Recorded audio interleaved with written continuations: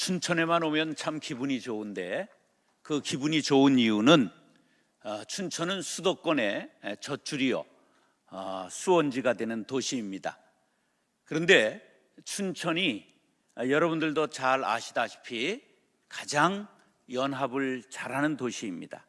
그래서 춘천이 한국교회의 영적 수원지요 영적인 젖줄이라고 생각이 되기에 제가 올 때마다 너무 감사하고 기분이 좋습니다.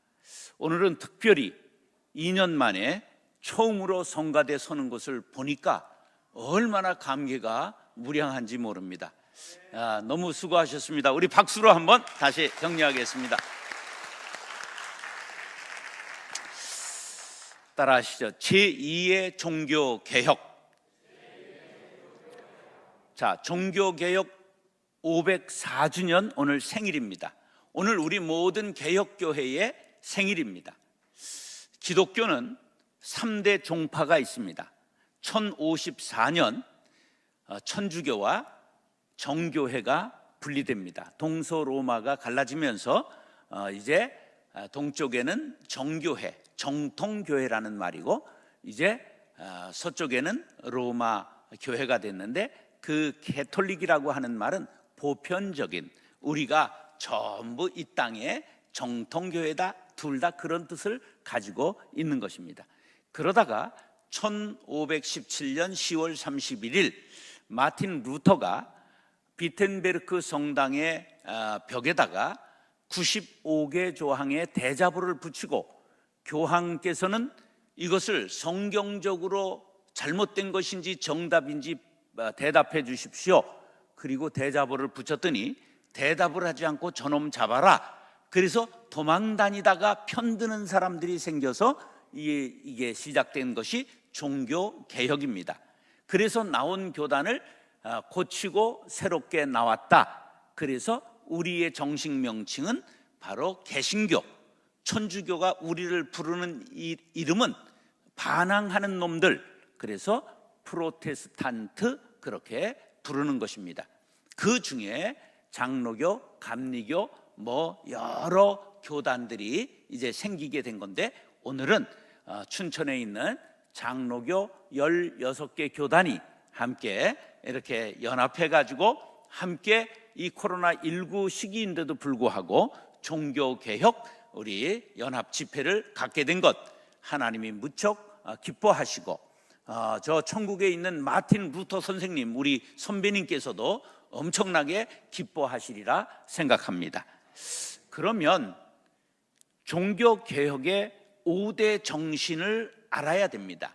5대 정신이 있는데 따라서 오직 성경, 오직 예수, 오직 믿음, 오직 은혜, 오직 하나님께 영광. 자, 여기 5가지에 들어가는 공통이 뭐지요? 오직이라는 말입니다. 오직이라는 건 only, one, 하나라는 거예요. 자, 뭐가 하나냐 하는 것을 얘기를 해야 되는데 그때 당시 천주교가 하나가 아니고 다른 것을 가지고 있었다 그런 말이에요. 그래서 이 5가지에 대한 다른 것이 뭐냐 하면 오직 성경 그랬잖아요. 성경 이외에 전승을 로마 카톨릭이 가지고 있었습니다. 우리는 성경이 오직 유일한 법인데 천주교는 지금도 2가지 법이 있습니다. 하나는 뭐라고요? 성경과 다른 하나는 전승입니다. 전승이라는 건 뭐냐 하면 교황청에서 추기경단이 모여서 그 토의를 하고 그것을 결정한 법을 전승이라고 말합니다. 그러면 여러분들 보통 법이 가까워요? 주목이 가까워요? 그래요. 지금 전승은 살아있는 교황이 방망이를 두드린 법이기 때문에 주목이에요. 그래서 성경보다도 더 힘이 있는 게 캐톨릭에서는 뭐라고요? 전승이에요. 하나만 예를 드린다면 한국의 로마 캐톨릭은 언제 들어왔냐면 1784년에 들어왔고 우리 개신교는 1884년에 들어왔어요. 몇 년 차이가 있어요? 100년 딱 차이가 있는데 그 100년 동안 제사를 지내지 않는 것 때문에 천주교인들이 순교를 했어요. 몇 명이 순교했을까요? 한 2만 명 순교했습니다. 그러니까 여러분 좀 아는 게 중요해요. 역사도 알고 다른 동네 이야기도 좀 알아야 돼요. 자, 2만 명이 순교했어요.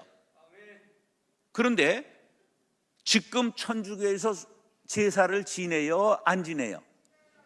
그거 이상하잖아. 제사 안 지내서 2만 명이 순교했어요. 그래서 천국 앞에서 프랭카드를 붙여놓고 데모를 해요.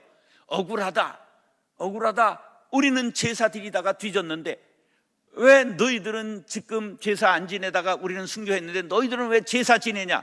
그리고 지금 천주교 순교자들이 데모하고 있다는 통신이 왔어요. 자, 생각해 보세요. 왜 그렇게 됐을까? 한국을 전도하기 위해서는, 한국에서 전도하기 위해서는 저 사람들이 중요시하고 있는 제사를 지내게 하는 게 유리하다. 그래서 교황청에서 회의에서 방망이를 땅땅땅 두들겼기 때문에 바뀐 거예요. 뭔 말인지 아시겠어요? 우리는 오직 성경, 저 동네는 오직 성경이 아니라 성경과 전승.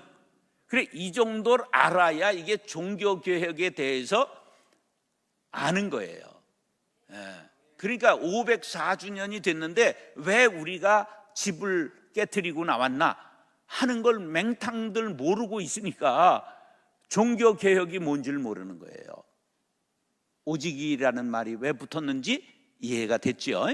두 번째는 우리는 오직 예수인데 천주교는 예수와 또 한 분이 계셔. 누굴까? 마리아가 있어요. 성당에 들어갈 때 예수상이 먼저 있어요? 마리아상이 먼저 있어요? 왜 그러냐 하면 그들이 이제 다 로마 사람들이 예수를 믿어서 천주교가 된 것이 아니라 콘스탄틴 황제가 전쟁에서 이길 때 하늘에서 십자가가 갑자기 나타나서 계시를 받고 그것을 군대의 깃발로 세우고 막센티우스와 밀라노 다리에서 싸웠는데 거기에서 승리하게 되면서 기독교를 인정하게 된 거예요. 그의 어머니 헬레나가 너무 믿음이 좋았어요.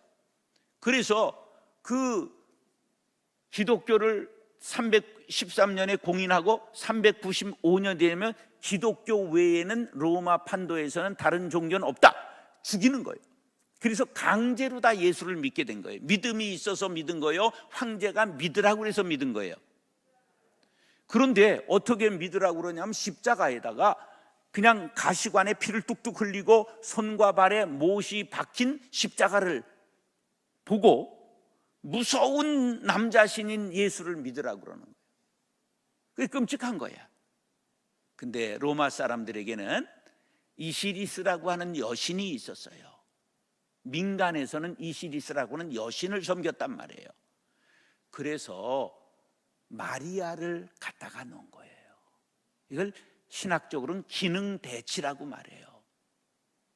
마리아는 이시리스의 기능을 담당하는 거예요. 그리고 어떻게 가르쳤냐면 그냥 예수님이 안 들어주는 것도 어머니 마리아에게 빌면 어머니가 쫙 와이로 먹여서 예수님이 들어주신다. 그러니까 사람들의 마음이 설득이 되는 거예요. 우리는 오직 예수, 저기는 예수도 있고 마리아도 있는 거예요. 그 다음에 우리는 오직 믿음, 저쪽은 믿음과 행위가 있는 거예요. 그래서 콘스탄틴 대제의 어머니 헬레나가 너무 믿음이 좋은 분이었어요. 그래서 이스라엘 성지순례를 수많은 군인들의 호의를 받고 갔는데 예수님이 재판을 받던 빌라도 법정에 섰어요. 눈물이 그냥 뚝뚝뚝뚝 떨어지는 거예요. 그래서 그 법정의 계단을 그대로 떠가지고 대리석 계단을 전부 로마로 옮겨가지고 그대로 세워놓고 거기에다 덧붙여서 교회를 지은 게 바로 계단 성당이라는 게 있어요.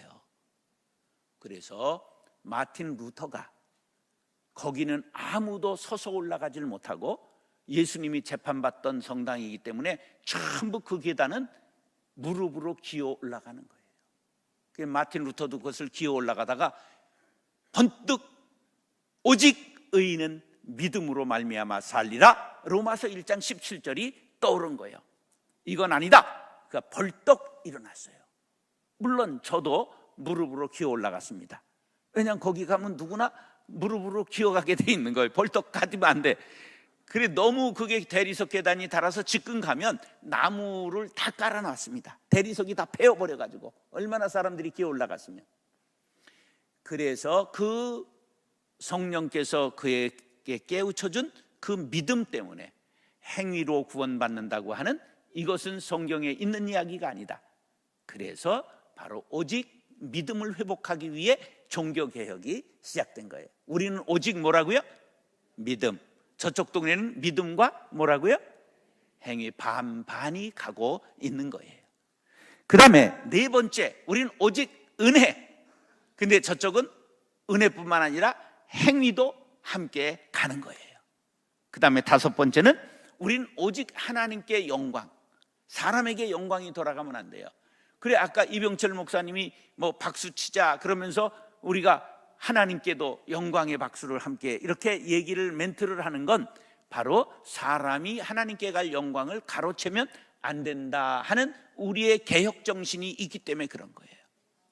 우리가 교회에서 영광 받는 것은 굉장히 조심해야 됩니다. 그래서 나는 아무것도 아닙니다, 항상 그런 자세로 살아야지. 하여간 영광을 가로채면 저 헤롯 빌립과 같이 충이 먹어 뒤지니라, 성경에 그렇게 나와 있죠. 영광을 가로채면 하나님이 때려서 죽인다는 걸 알아야 됩니다. 그런데 저들은 하나님께 영광, 오직 하나님께 영광만이 아니라 교황께도 영광을 올리는 거예요. 그래서 우리는 무슨 장이 되는 걸 조심해야 됩니다. 된장, 콩장, 이 청국장, 이 간장은 꼭 우리에게 필수적인 거지만 무슨 총회장, 그럼 총회마저 뒤질 확률이 굉장히 높아지는 거예요. 그래서 이제 우리가 그런 것을 갖고 무슨 벼슬 하는 것을 조심해야 돼. 끝까지 낮아지고 사라지고 아주 조용히 사라져야 천국에서 만나지, 여기서 빛가번쩍 하던 것들은 거의 천국에서 만날 수 없다는 전설이 있다는 걸 아시기 바랍니다. 그래서 5가지 오직이 나온 것입니다. 이게 종교개혁의 5대 구호입니다.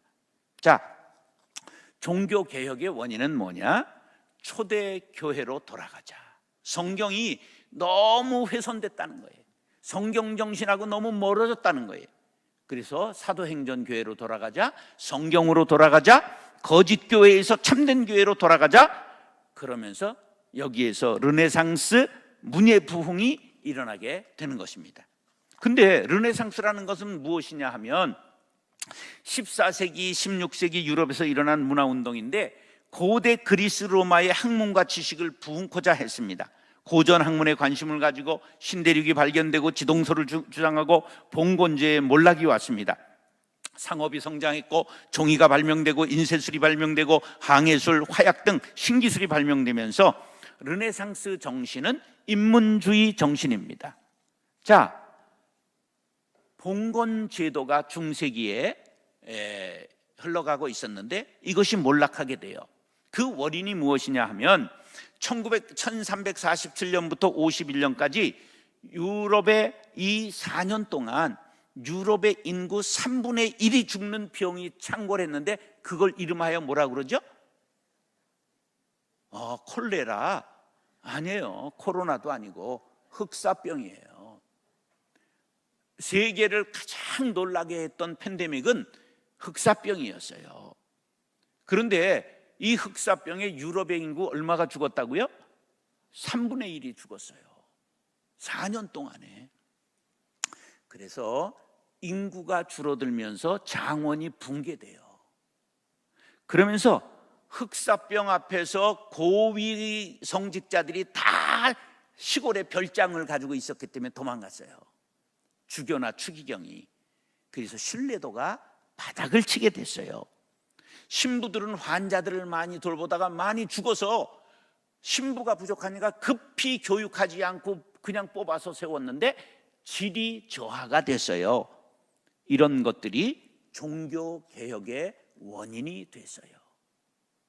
그러니까 지금 종교개혁의 원인이 앞에서 말씀드린 르네상스, 이런 과학의 발달, 이런 것들과 그 초대교회로 돌아가자. 그리고 사람들이 인쇄술이 발달하고 성경을 읽게 되고 이러면서 이것은 성경에 없는 것 아니냐, 이런 의구심을 갖게 된 거예요. 그래서 거짓 교회를 참된 교회로 돌리자, 이런 것이 일어나게 된 것이 종교개혁의 원인이 되었다, 그런 말이에요. 자, 그러면 우리가 과거의 역사만 이야기해서는 아무 소용이 없어요. 그럼 이 504주년 종교개혁을 맞는 이때에 우리는 어떤 시점에 섰느냐 하면, 코로나19라고 하는 팬데믹이라고 하는 건 두 대륙 이상에 걸쳐서 번진 전염병을 팬데믹이라고 말해요. 근데 지금 이건 두 대륙이 아니라 전 세계가 한 달 이내에 전부 병에 감염되는 너무너무 끔찍하고 무서운 병을 우리가 이제 걸리게 된 거예요. 그렇기 때문에 전 세계가 지금 이것에 전부 스톱을 한 거죠. 그렇기 때문에 흑사병 이야기를 드린 건, 흑사병이 종교개혁에도 원인이 되었고, 수많은 장원도 붕괴되고 수많은 변화의 단초가 된 것처럼, 코로나19가 앞으로 이 세상을 어떻게 변화시켜 갈 건가를 우리가 예측하고 주목해야 교회가 살아남을 수 있다, 그런 말이에요. 아멘 하는 사람의 교회만 잘 될지어다. 두 번째는 소용없어요. 첫 번째 해야 돼요. 아멘을 빠딱빠딱하게 하시기 바랍니다. 그래서 어떤 말이 가능하냐면, 앞으로는 BCAC, BCAD가 아니라 BCAC가 되리라, 이런 거예요. Before 코로나, After 코로나로 앞으로 갈리게 될 것이다. 코로나 이전 시대와 코로나 이후 시대로 앞으로는 이 세계가 달라질 것이다. 교회도 코로나 이전 교회는 이제 다시 우리가 회복하기가 굉장히 어렵다고 봅니다. 작년 말 목사님들에게 물어봤더니 교인들이 얼마나 돌아올 것 같으냐 그랬더니 20%는 적어도 안 돌아올 것 같다, 이렇게 대답했어요. 올해 6월 말에 물어봤더니 27% 정도가 안 들어올 것 같다, 이렇게 말한 거예요. 그러니까 지금 1년 되니까 20% 떨어질 것 같다, 1년 반 되니까 27% 떨어질 것 같다, 올해 연말 되면 30% 떨어질 것 같다, 이렇게 얘기가 나올 거라, 그런 말이에요. 그러면 그 전에, 코로나 오기 전에 한국교회가 올라가고 있었어요? 이미 내려가고 있었어요? 알기는 여시같이 안 해. 이미 우리는 굉장히 어려움을 겪고 있었어요. 헌금까지 전부 감소했어요. 인구 감소와 함께 신뢰도 추락으로 인하여 젊은이들이 빠져나가고, 이미 대학생 이하는 전부 미전도 종족이 되었다는 놀라운 사실입니다. 대학생 이하는 이미 3%가 됐다는, 그러니까 교회는 누구만 남았어요? 흰머리와 여기 염색한 흰머리들만 남은 거예요. 네. 위장 족속과 위장 안 한 사람만 남은 거예요. 자, 그러면 시간이 그리 많지 않고, 저도 저 판문점 옆에 민통선 안에 군사지역에서 살아요. 그래서 최소한 밤에도 2시간 반은 달려가야 돼. 혼자 살아요. 통일을 위해 기도하면서. 그래서 그렇게 오래 할 수는 없으니까 빨리 진행하겠습니다. 그러면 코로나 이후 교회는 어떻게 될 것이냐? 온라인 교회가 확대될 것입니다. 그리고 교회 출석은 20%, 30% 감소할 것입니다. 청소년 이하는 이미 미전도 종족이라고 부르게 되었습니다. 교회의 신뢰도가 얼마나 추락했는지 아십니까? 코로나 시대에, 코로나 2년 동안에 불교는 올라가고 우리 개신교는 끝없는 추락을 했습니다. 자, 5월에 갤럽에서 조사했는데 한국의 종교 인구 1위는 개신교, 17%가, 우리나라 국민의 17%가 개신교인이에요. 불교가 16% 2등입니다. 3위는 천주교 6%입니다. 그런데 놀랍게도 신뢰도는 불교가 20% 1위, 2위는 천주교가 13%, 3위 개신교는 6%예요. 기독교 인구는 17%인데 신뢰도는 몇 퍼센트라고요? 6%. 3분의 1토막 났어요. 그 원인이 뭘까요? 전부 병살타 쳤잖아요. 코로나 대응 창구가 부재하잖아요. 교회가 분열되어 있어서 정부는 개신교 말을 들을 필요가 없어요. 왜? 지들끼리 싸우고 자빠졌으니까 가만 내비두면 되는 거예요. 우린 아무 힘이 없습니다. 갈라져 있기 때문에. 연속적으로 부정적 기사가 그냥 뉴스를 도배했는데 신천지, 전광훈, 인터콥, 영생교, 세계력교회, 안디옥교회 수많은 이단과 극우적인 단체들이 나와서 대면 예배를 강행해야 된다고 주장하는 바람에 신뢰도가 바닥을 치게 된 거예요. 자기들은 믿음이 좋고 자기들은 얻은 게 있어요. 왜? 자기 비슷한 사람들을 묶어내기 때문에. 그러나 공교회는 망하게 된 것입니다. 우리는 무슨 행동을 할 때 하나님이 과연 이 일의 영광을 받으시는가? 모든 우리 그리스도의 교회들이 전부 유익을 얻는가? 이런 것을 생각하는 것을 가려 공공정신이라고 말하는 거예요. 우린 공공정신이 없어요. 공교회를 위하는 의식이 없어요. 그런 사건으로 인하여 코로나 이 시대에 교회는 완전 지금 바닥을 치고 있다는 것을 알아야 됩니다. 그 다음에 이로 인하여 개신교 교회가 코로나 확산의 주범으로 사람들에게 각인됐어요. 목사가 그냥 이 세상에서 가장 용감한 사람이 정광훈 목사가 됐잖아요. 그러니까 세상 사람들이 볼 때는 목사 그러면 거의 깡패 이렇게 보게 되는 거예요. 이게 우리가 얻은 거야. 굉장히 이게 어려운 겁니다. 그분은 그냥 그 극우적인 사람들에게는 막 스타가 된 거야. 따르는 사람들이 있고 광팬들이 있고. 그러나 전체적인 교회의 품위가 그냥 내려앉아 버리고 만 거예요. 교회의 거룩성이 손상되었다는 이 슬픈 현실입니다. 코로나19가 주는 교훈, 따라서 멈출 줄 알아야 한다. 뉴스 보셨습니까? 이태원은 걸어가기가 힘들 정도로 할로윈? 뭐예요? 그 귀신 축제예요. 귀신 축제. 미쳤어 세상이. 그냥 가면을 쓰고 그냥 나와가지고 술 처먹고. 어쩌자고 정부가 이때 풀어 이걸 지나고 풀어야지. 이 정신머리들이 없는 거예요. 교회는 막으면서. 지금 제가 이렇게 올라오는데 이쪽에서 그냥 서울로 들어가는 차들은 그냥 주차장이 되어 있더라고. 아니 못 놀러 다닌 귀신이 붙었나? 그걸 못 참아? 여러분, 교회에서 제발 옛날 관행으로 다시 돌아가지 마시고 멈출 줄 알아야 합니다. 너무 처먹는 모임 하지 마시기 바래요. 뭐 음식점을 위해 그렇다고? 닭갈비 그래도 잘 팔려요. 여러분들 아니대로. 그러니까 너무 옛날로 돌아가면 안 돼요. 하나님이 마스크를 씌우신 것은 무슨 뜻이 있을까? 말하기는 더디하고 듣기는 속히 하라. 다 성경에 나와 있는 말씀 아닐까? 그리고 돈에 물든 만몬에 물든 교회를 복음으로 새롭게 해라. 그런 교훈을 주시고 있다고 생각합니다.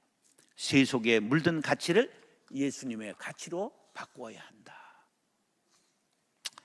그래서 제2의 종교개혁의 8가지 제가 과제를 뽑아봤습니다. 따라서 물질만능주의를 극복하라.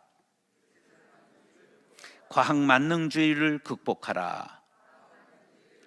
성장지상주의를 극복하라. 계토화를 극복하라. 분열을 극복하라. 변화를 추구하라. 시대를 분별하라. 본질을 회복하라.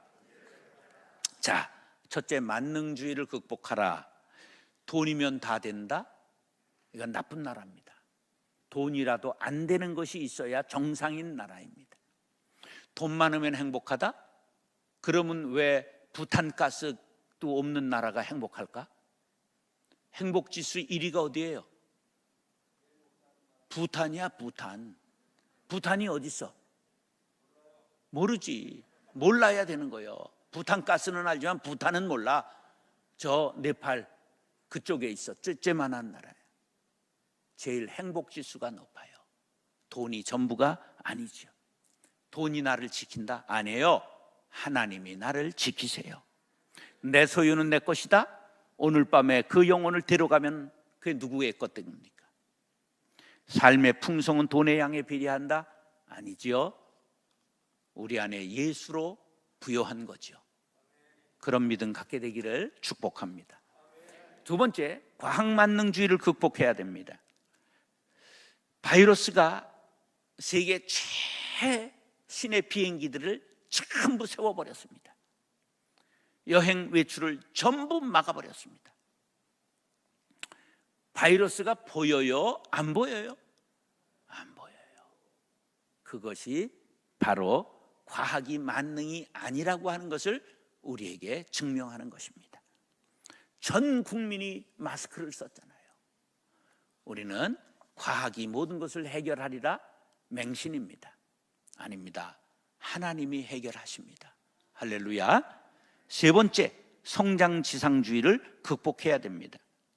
코로나가 심해지니까 10,000명 모이는 교회도 몇 명 예배 드렸어요? 처음엔 기술자들만 들어와라, 직원들만 들어와라. 그 다음 99명만 들어왔어요.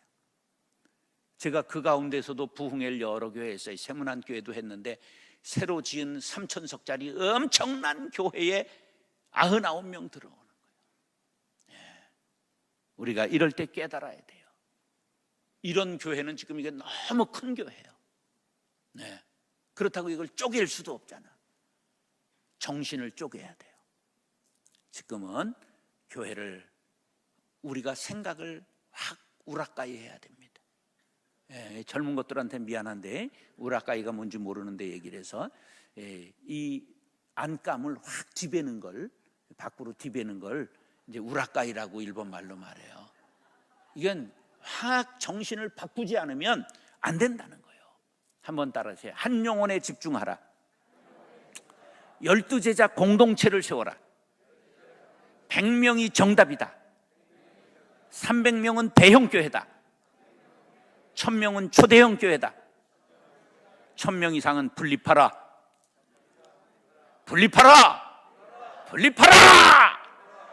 막 명령을 해야 되는 거예요. 그래서 교단이 살아있다면, 정신머리 있는 교단이라면 앞으로 교회를 500석 이상은 못 짓게 해야 됩니다. 500석 3번 예배 드리면 1000명 예배 드립니다. 그리고 목회학에서는 전부 300명 정도가 최적이다. 우리 동기 오기훈 목사는 153이 정답이다. 왜 성경에서 153마리 물고기를 말씀하고 있을까? 통솔의 원리 이런 걸 다 얘기해도 150명 이상을 얘기한 사람이 많지 않습니다. 그렇기 때문에 우리는 이게 성장지상주의에 세뇌된 것이지 우리는 성장시대에 살았어요. 앞으로는 코로나19가 주는 교훈은 작게 해라, 그런 교훈이 있습니다. 여러분, 키워서 남 주나? 아니에요. 남 줘야 됩니다. 키워서 남 줘야 됩니다. 저는 24개 분립개척했습니다. 23년 목회하면서.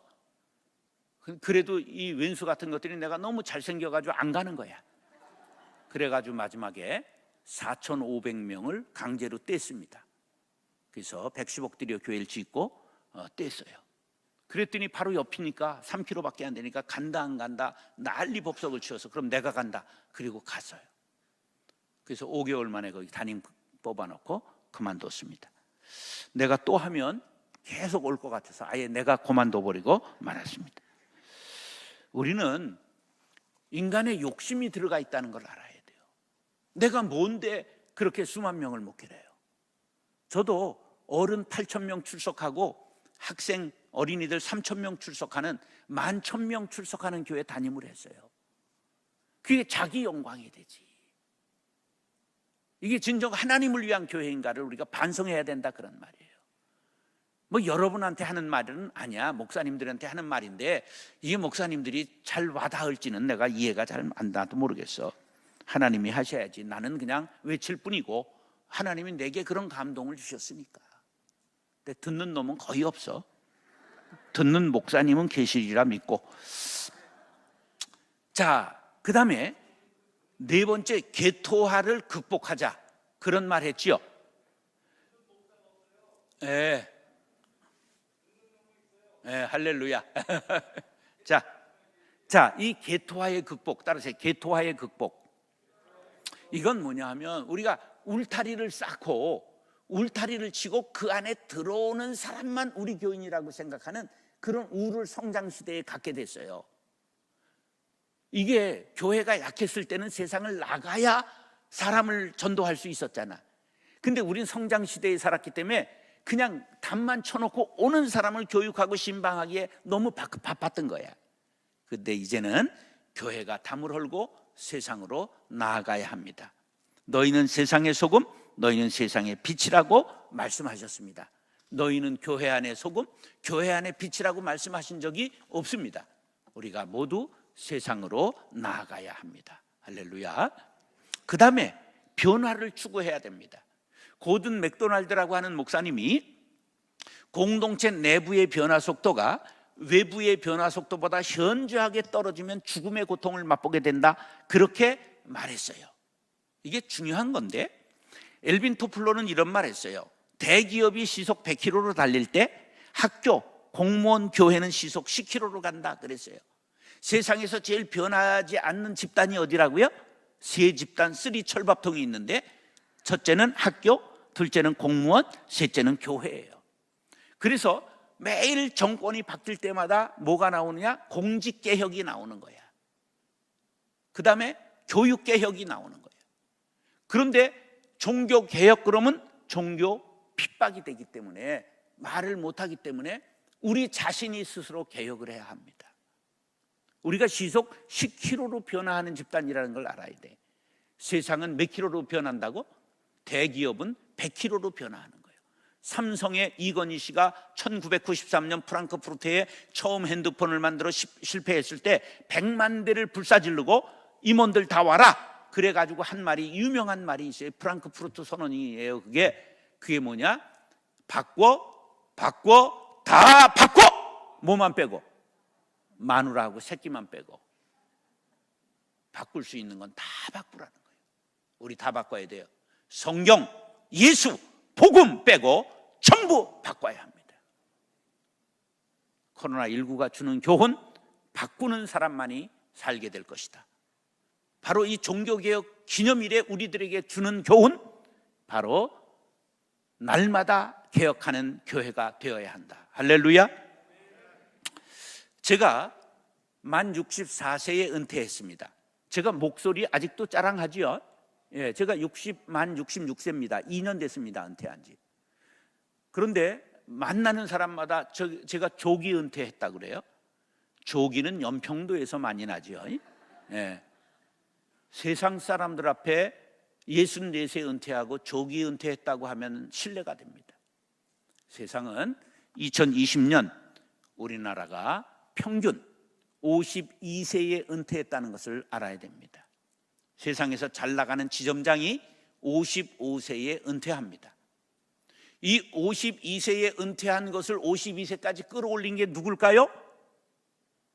공무원 60세, 교사 62세, 교수 65세, 목사 70세가 끌어올렸기 때문에 52세지, 그 세 직종을 없애버리면 4.5청이 되는 거예요. 대기업일수록 45세가 되면 치주염 걸린 이빨처럼 흔들흔들하다가 빠지는 거예요. 그런 세상을 살아가면서 우리가 계속 늙어 죽을 때까지 한다. 그것은 교회를 스스로 무덤을 파는 것이라는 것을 알아야 합니다. 개혁이 하루아침에 되는 것 아닙니다. 저는 이런 것을 30대에 주장했고 그 주장을 지금까지 실천한 것뿐입니다. 갑자기 어느 날 막 똘끼가 임해가지고 개혁이 일어나지 않는다는 걸 알아야 합니다. 여러분들은 개혁자의 후손으로 부름받은 개신교 교인들입니다. 여러분들의 삶의 자리에서 모든 껍질을 벗기고 새롭게 개혁하는 정신을 갖게 되기를 축복합니다. 아멘 하는 사람만 3대가 잘 될지어다. 시대를 분별해야 됩니다. 이 시대 정신은 포스트 모더니즘이 우리의 근저에 흐르고 있다는 것을 알아야 됩니다. 이 포스트 모더니즘의 경향은 뭐냐 하면 문화에서는 다양성을 존중하고, 그래서 바로 동성애자도 인정해야 된다고 말을 하는 거예요. 다양성을 존중해야 된다. 이게 무서운 겁니다. 그 다음에 사회에는 모든 권위를 깨부십니다. 그래서 옛날에는 가정에서 아버지가 제일이었지만 지금 우리는 어렸을 때 아버지가 기침하고 들어오면 전부 제자리 위치로 그래가지고 책상으로 가고, 엄마는 부엌에서 안 두들기든 그냥 도마 두들기고 막 이랬는데, 지금은 아버지가 기침을 하고 들어오면 어디 감기 걸렸어? 이렇게 묻습니다. 아버지 권위가 전부 깨져버렸습니다. 이것이 어디까지 들어왔느냐? 교회까지 들어왔습니다. 종교에서 포스트 모더니즘의 특징은 진리를 부정합니다. 왜 산을 올라가는데 한 길만 있냐? A 코스, B 코스, C 코스 하늘에서 랜딩해도 되지. 왜 예수를 믿어야만 천국 가느냐? 오직 예수, 오직 믿음을 부정하는 세상이라는 것을 알아야 합니다. 이런 시대를 분별해야 우리가 어떤 정신을 가져야 이 시대를 뚫고 이길 수 있느냐 하는 전사가 될 수 있는데, 시대를 모르기 때문에 우리는 시대를 이길 수가 없다는 것을 생각해 보아야 합니다. 우리는 본질을 회복해야 됩니다. 그 본질이 무엇이냐? 거룩성의 회복입니다. 다 같이 시작. 나는 너희의 하나님이 되려고 너희를 애굽 땅에서 인도하여 낸 여호와라. 내가 거룩하니 너희도 거룩할지니라. 할렐루야. 우리는 교회의 거룩성, 그리스도인들의 삶의 거룩성을 회복해야 될 줄로 믿습니다. 그 다음에 예배에 이제 관람객에서 예배에 참된 예배자로 서야 됩니다. 저는 예수님의 예배 형태는 과연 오로지 목사만 설교하다가 끝나는 예배일까? 이런 의구심을 많이 갖고 있습니다. 그렇다고 주일 낮 예배에 자, 궁금하신 분 질문하세요. 설교할 때도 궁금하면 손 드세요. 이렇게 하기는 굉장히 좀 어려울 거예요. 질문하라고 그래도 못해요, 사람들이. 그러나 저녁 예배 같은 것, 그런 때는 좀 질문하고 답변을 하면 좋지 않겠나. 예수님이 일방적으로 설교 30분 하셨을까? 묻기도 하고 답하기도 하셨을까? 성경에 그렇게 돼 있어요.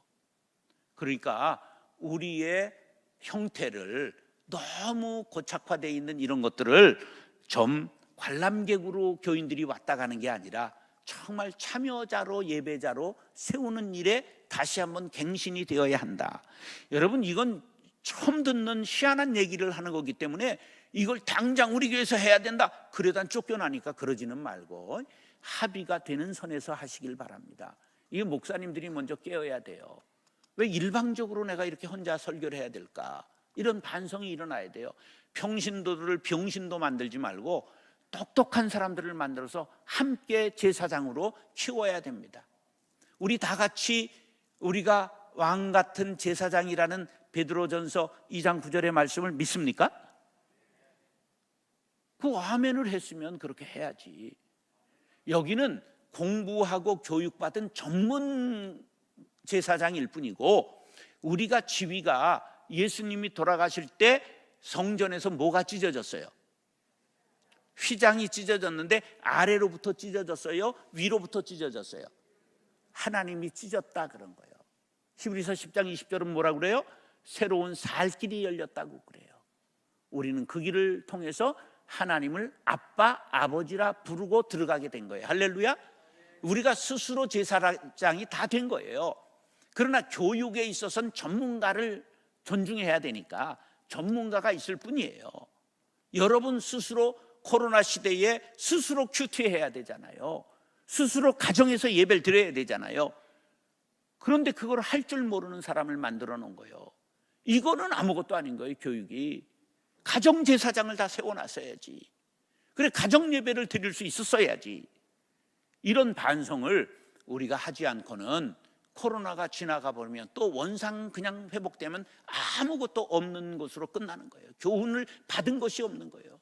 종교개혁이 504년 지났어도 아무것도 얻는 것이 없게 되는 거죠. 우리가 구체적으로 개혁운동을 해야 됩니다.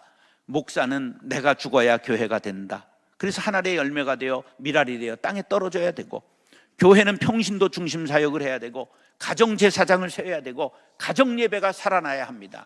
여러분, 부모님들이요, 자녀들을 데리고 집안에서 가정예배 드릴 수 있도록 목사님들은 예배 포맷을 제공하시고, 부모님들은 가정에서 가정예배를 드리시고, 그런 것들을 서로 올려가지고 그런 것들을 서로 확산하고, 그런 운동을 벌려나가야지 매일 모여서 뭐 하자는 겁니까?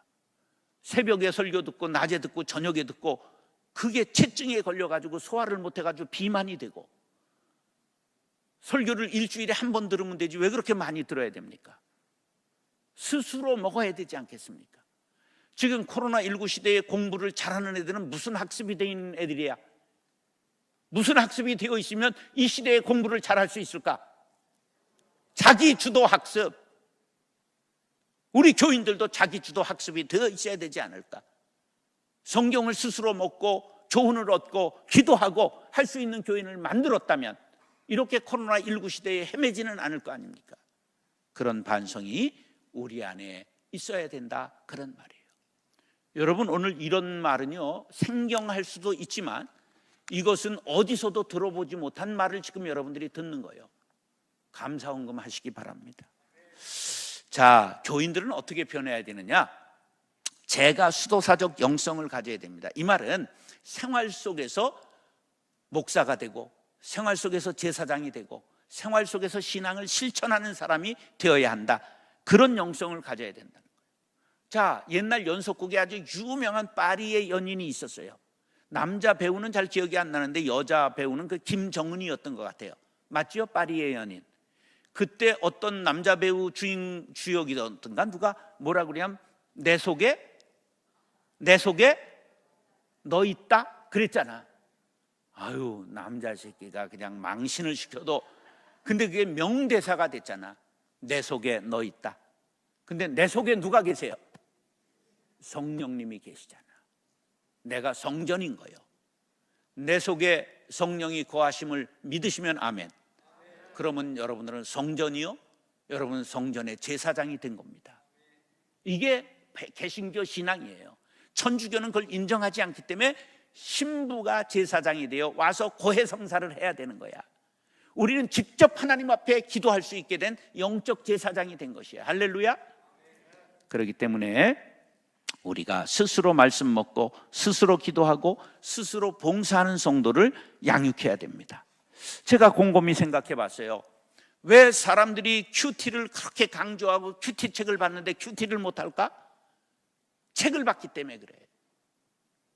그냥 그 사람들이 써놓은 간증 읽고 그러다가 자기가 큐티를 못하는 사람이 된 거예요. 큐티 간단해요.